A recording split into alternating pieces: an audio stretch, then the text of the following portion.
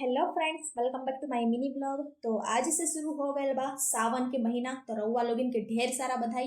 अभी बरसात तो कमाल के निकल गए, मतलब कि आई और गई, पता ही नहीं चला। जैसे कि मेरी जिंदगी में मेरे एक्स का आना और जाना है। खैर वो सब बातें छोड़िए। आज सावन महीने का पहला दिन है, तो मम्मी ने बोला ये पुराना वाला झूमर हटा के नया वाला लगा देते हैं।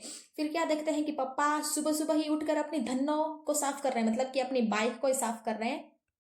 फिर अपन रिसीव करते हैं खुशी खुशी अपना ये वाला पार्सल, जिसमें से निकलती है ये प्यारी सी कुर्ती। पर ये जानकर मुझे बहुत ही ज्यादा दुख हुआ कि ये कुर्ती मेरी नहीं बल्कि दीदी की है। फिर आज के इस शुभ अवसर पर मम्मी ने बनाई थी मेरी फेवरेट खीर। और उसके बाद मम्मी ने आज बनाया था रोटी और विथ पनीर की सब्जी। फिर आज मौसम भी बहुत ही ज्यादा अच्छा वाला हो रहा था। फिर देखते कि फिर अपन एक और पार्सल रिसीव करते हैं। क्या बात है भैया, आज पार्सल पे पार्सल रिसीव हो रहे हैं।